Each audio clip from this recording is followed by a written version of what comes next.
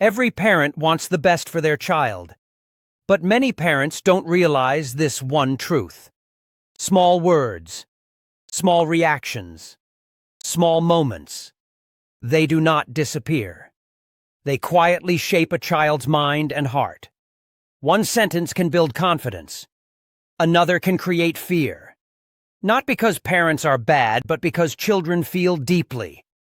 And they remember everything. For a child, parents are the first world they ever know. Before school, before friends, before society. Children learn behavior long before they understand words. They watch tone. They watch reactions. They learn how to feel about themselves at home. This is where personality begins to form. The early years leave marks that last for life. What happens at home becomes the child's inner voice. Positive behavior from parents works like invisible strength. When a child is treated with respect, they begin to respect themselves. They feel seen. They feel valued. When parents listen, truly listen, a child learns that their thoughts matter. That builds self-worth quietly, but powerfully. Encouragement does something even deeper. It teaches a child that mistakes are part of growth, not something to fear. Love creates emotional safety. A safe child explores, asks questions, and dreams freely. Consistency creates trust. When rules and reactions are predictable, the child feels secure. They don't live in confusion or fear. They learn stability. Over time, these small positive behaviors shape confidence, courage, and resilience. The child grows up believing, "I am enough. I am safe. I can try." That belief lasts a lifetime. Negative behavior rarely breaks a child in one day. It happens slowly, quietly. Constant criticism teaches a child one painful lesson. I am never good enough. Shouting does more than raise a voice. It raises fear and anxiety inside a small heart. Comparison is even more dangerous. It makes a child feel replaceable, invisible, and ashamed. When emotions are ignored, children learn to stay silent. They stop sharing pain. They stop asking for help. Harsh control kills curiosity. The child stops trying new things because failure feels unsafe.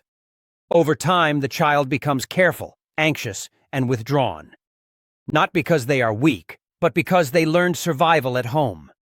These wounds don't bleed, but they stay. Some damage cannot be seen from the outside. A child may look fine. They may behave well. They may stay quiet. But inside, something is breaking. They stop expressing feelings because it feels unsafe. They begin to doubt themselves in small decisions. They fear failure, not because of school, but because mistakes once brought pain. They start seeking approval everywhere. From teachers, from friends, from strangers, because they never felt enough at home. This damage follows them into adulthood. It shows up as anxiety, as people-pleasing, as fear of speaking up. Parents often miss this because the child is obedient, but silence is not strength.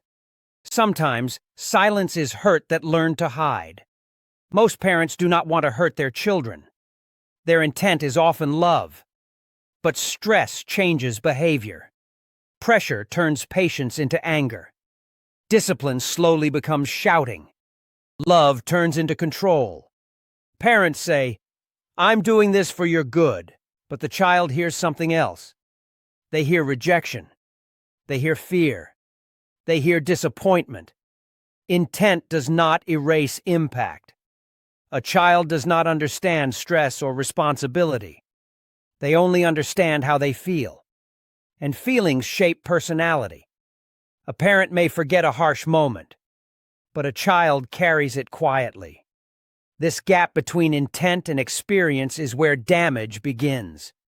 Understanding this gap is the first step toward healing. Change does not require perfection. It requires awareness. Pausing before reacting can save a child from fear. Correcting behavior instead of attacking character protects self-esteem. Replacing shouting with calm words changes everything. Praise effort, not perfection. It teaches growth instead of fear of failure. Being emotionally available matters more than being strict.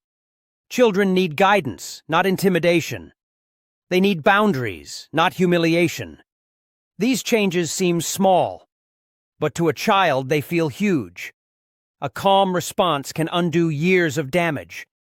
A kind word can rebuild trust. Parents don't need to be perfect. They need to be present. Even one change today can shape a better tomorrow. Children may forget toys. They may forget rules.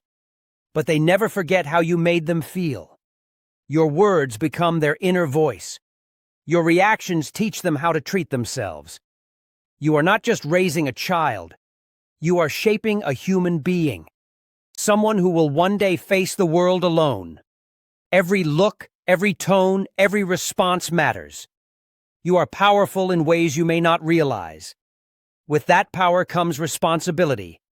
Each day gives you a choice. To build confidence or plant doubt. To create safety or fear. Awareness is not blame. It is an opportunity. The good news is this: it is never too late to change. Healing can start today, at home, with one calm conversation, with one apology, with one moment of understanding. Strong children are not raised by fear. They are raised by safety, by patience, by love with boundaries. Every parent makes mistakes. What matters is the willingness to grow, to learn, to choose kindness over control. Your child does not need a perfect parent. They need a present one. Choose awareness. Choose empathy. Choose to build, not break. And if you want to raise strong, emotionally healthy children, subscribe to this channel. Because change does not start in schools or society. It starts at home.